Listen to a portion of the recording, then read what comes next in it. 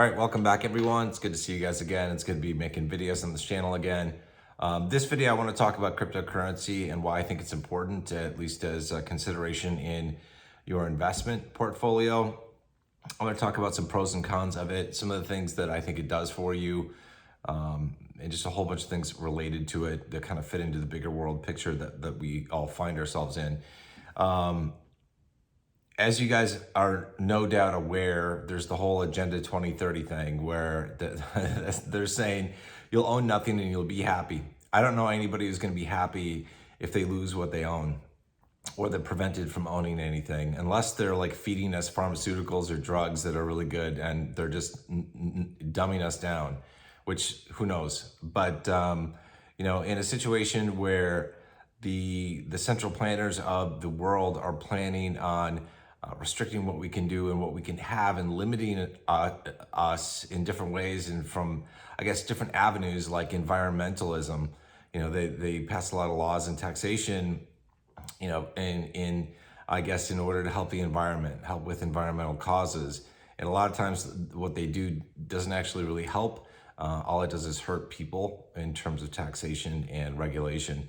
But when we look at what's happening in the world, those bigger kind of bigger efforts that are being put out by the central planners of the world, the central governments, the big guys, like the guys at the secret tables, right, that have these discussions and kind of plan society, as it were.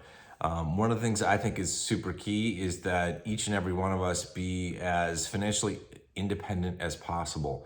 And the reason for that is that money gives you options in this world. And we're all like mind fucked from a young age by being told phrases like money is the root of all evil. And that kind of brainwashes us as kids to think that rich people are bad people or having money is bad or that money is bad in general. And we hear people say, well, somebody has too much money. I don't even know what that means. What does it mean to have too much money? I look at it that if you have more money, you can do more good in the world. So you have to be really careful about what you think about money, but it just shows you like how we've been programmed from a young age in many ways in society to think about money. You've got to get past those things because you need to, if you want to have the best possible life, the most options in life, you need to get yourself into a solid financial situation and then go beyond that and get into a place where money works for you at a very high level and it can do a lot of things for you, a lot of good for you. And you have to start from square one. You have to start with your first dollar investing. And a lot of times people don't think it's possible for them because they don't have a lot of money at their disposal and they're not willing to learn about how to invest and how to make money, how to grow money. And that holds them back because every investor starts with their first dollar. And, somebody might have a lot of money right now to be able to invest, but it's because they worked for it or they invested wisely in the past and they were able to build the money up to what they have right now to be able to invest into whatever assets that they want.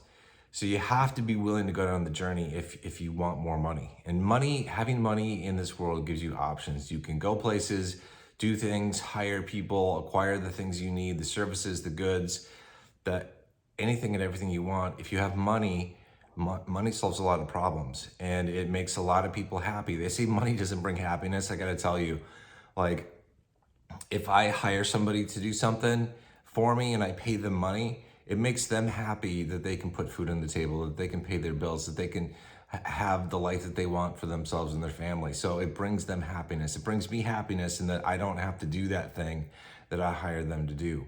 Ultimately, happiness, it doesn't scale exponentially like money can, but it's still, happiness is there's a lot of happiness in having money. And so you need to look at that. You need to be okay with that.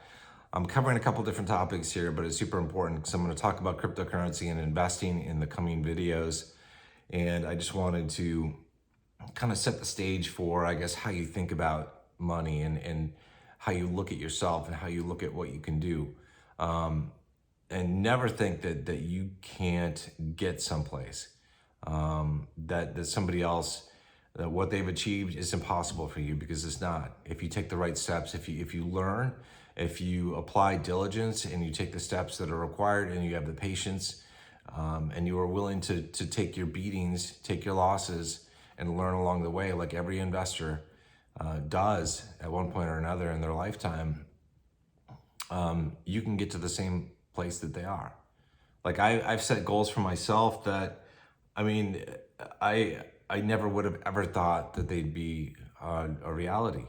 But I can see that in, 15, 20 years, I can get to a place where I thought was impossible for a long time if I just apply myself. And so for me, that's what I look at doing for myself, partly because it's like a fun thing. It's like a bucket list item that I want to check off before I die. It's like, okay, I achieved this thing financially. And obviously a lot of other things too. But when it comes to financial well-being, it's like I've got my goals and I want to be able to check off some items on the list. But even right now, like I'm at a point in my life where my life is just a dream in comparison to what it was 20 years ago. And it's only because of the choices I made and the time that I put in, the patience that I had, the hard work that I put in, that I've been able to get to where I am right now. And I've like every investor, like I've had great wins in my investments and I've had great losses, and the losses suck. But every investor has losses, and if you get into investing, you're gonna have losses. It's just the way it is. So you have to be able to ride those waves. All right, anyway, so that's enough talk about the generic stuff. Let me talk about cryptocurrency a little bit. First of all, there are things called asset classes. These are basically broad areas that you can invest money into. So one asset class is stocks. Another asset class is farmland, agriculture. And another one is precious metals. And there are others as well. Cryptocurrency is its own asset class. It's relatively new, just in the past decade or so. It's changing the world, in my opinion, and giving us a lot of potential for freedom. It's got its issues too. It's not a panacea, but it's got a lot of phenomenal potential that I think can really propel the world forward in a better way towards, I guess, giving us all more freedom. As long as we keep up pressure on the governments and don't let them take that away, because they could outlaw cryptocurrency. They could, in an effort to bring in CBDC, central bank digital currencies, they could outlaw cryptocurrency. And, even though people might not turn their cryptocurrency in, it would be made basically useless because people couldn't sell it. They couldn't cash it out to fiat currency like the US dollar, the Canadian dollar, the euro. But they could do that. I don't see that as a real big threat, but threats can change, right? Something that's not really a big threat right now can look very different in 10 years. And so we don't know what the future holds. None of us do. So that's one of the problems with cryptocurrency, but it has a lot of potential for, I guess, just making it much more feasible for everyday people to increase their wealth, to get involved in the financial system, to be able to get out of the boot and heel of the existing financial system that I think enslaves most everybody. We're all born into that financial slavery, from when we're born. It's just the way it is. So cryptocurrency is its own asset class. It's, like I said, fairly new in the past decade or so. But it's something that I think is important for people to consider. I think there's a lot of risk in it, in anything new or relatively new or different. There's always a lot of risk when it comes to investing. And the less you know about something, the riskier it is for you. So if you want to invest in cryptocurrency, then I would advise you to learn about it and to do your own due diligence and make your own decisions. You've got to be able to be okay with losing money, potentially losing all your money. And nobody's ever okay with that. Nobody likes that to happen, but you have to be okay with it. I'll tell you about the two main different ways that you can acquire cryptocurrency. One is native cryptocurrency that you can either leave on an exchange where you buy it, or you can transfer it to your own wallets. And I'll talk about buying cryptocurrency through trusts. to a Grayscale Trust in the stock market through a brokerage account, which is pretty easy. Two different main methods for doing that. I want to talk about some things that people on this channel might talk about in terms of a negative for cryptocurrency, and you'll hear this elsewhere as well. There'll be people that say, well, if power goes out, if the internet goes out, your magic internet money, cryptocurrency isn't going to work. It's going to be worthless.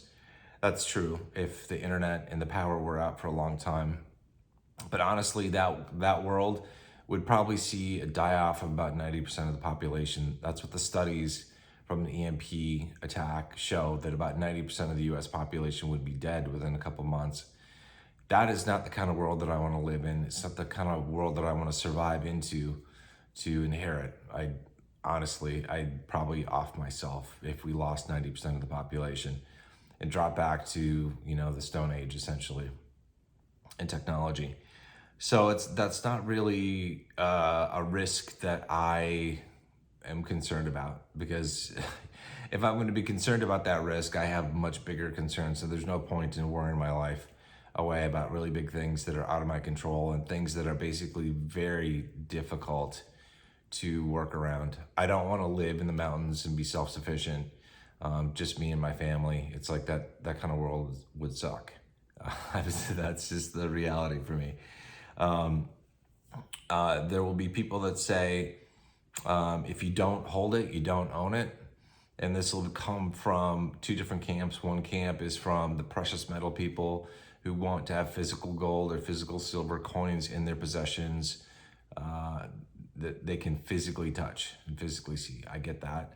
It's not a tangible item. It's not something like that. You'll also get that argument from when I talk about buying cryptocurrency through a brokerage account, like buying into the Grayscale Trust. People will say, well, you're not actually buying native crypto, you're not holding it, so there's a risk there. You don't own it, you don't hold it, you don't own it. And I agree, yes, but there are some positives to buying through the Grayscale Trust that I think mitigate that risk, and I think provide a lot of positive things. So I'll talk about some of those things when I do videos on that. Everything that I'm going to talk about is just my own opinion. It's the advice I would give my younger self if I were to have gotten started, 5-10 years ago. And it's advice that I'll often give to people that are, that ask me, hey, what do you do? With cryptocurrency, how do I get involved?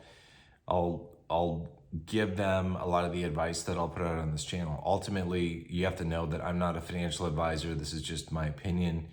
You have to do your own diligence, do your own research, and be willing to lose everything that you invest.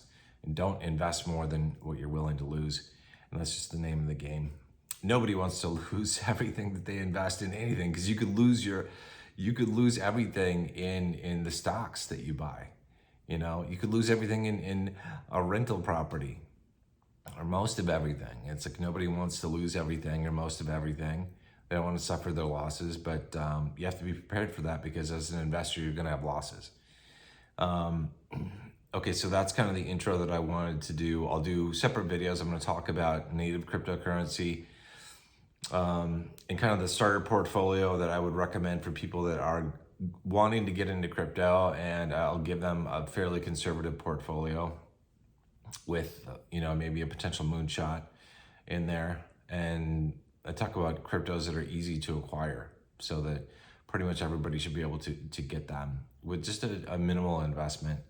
And then I'll do a separate video where I talk about Grayscale Trust and how to buy cryptos or a share of the crypto trust through your brokerage account. Those are really nice. Those are really easy. I see a lot of potential in those as well. And then I'll do some individual videos where I talk about individual cryptocurrencies or tokens and just give my opinion on them. Like I'll talk about Litecoin Cash, I'll talk about Litecoin, I'll talk about Bitcoin Cash, I'll talk about some others that I have an interest in or that I've invested in. Most of the ones I'm interested in, I've already invested in. But I'll talk about some of those and my opinions on them. And again, those are just my opinion. A lot of people have differing opinions in the crypto market. You have to watch out for comments on this YouTube video and all the YouTube videos that I put out where I talk about crypto, because the bots will come in and they'll put comments there that say something akin to like, hey, I've made so much money in trading, or how do I get into crypto? And bots will respond to that and basically try to lead you down the path of contacting somebody on Telegram or WhatsApp and giving you their money or investing with them. Don't fall for that scam. They're scams, so don't do that. Anyway, that's it for this video. I think that's all I wanted to cover. I believe the cryptocurrency it's an important part of the future. Like I honestly think like the cryptocurrency is not like a short-term investment strategy. If you need money in a month, it's probably not gonna work out for you. Most investments, most asset classes are not gonna work that way. But if you have the tolerance to be able to buy and hold for a number of years, like 5 to 10 years at least, I think you should be able to see some pretty good gains. Historically, that's what we've seen. People who have held for 5 to 10 years, they've done really well. And I believe we'll be able to see that in the future again. And nobody knows the future, what's going to happen, but I think we could see some surprises in the next bull run with cryptocurrency. So I'm paying attention to what's going on and paying attention to where the prices are at, because I see now as being a good time for me to acquire more crypto, either natively or through the Grayscale Trust. So that's what I'm doing. And I'm just going to share some of that stuff that I'm doing along the way with you guys. So you guys kind of keep up to speed on that, and you can make your own decision as to whether you want to get in. I'll do some videos on different topics. Like I should probably do a Mandela effect video. It's been a while since I did one. That's kind of fun, kind of crazy, and other stuff too. If you guys would like me to talk about something in particular, just put a comment down below. Or at some point I'll probably do a live stream. I'm not sure when, but you can always ask that. But just add a comment to the video, this video, or one of the other videos that I come out with. You know, just mention that you want me to talk about a subject, and I'll do that. Anyway, that's it for today. You guys take care. Until I see you guys next time, good luck. God bless. Godspeed.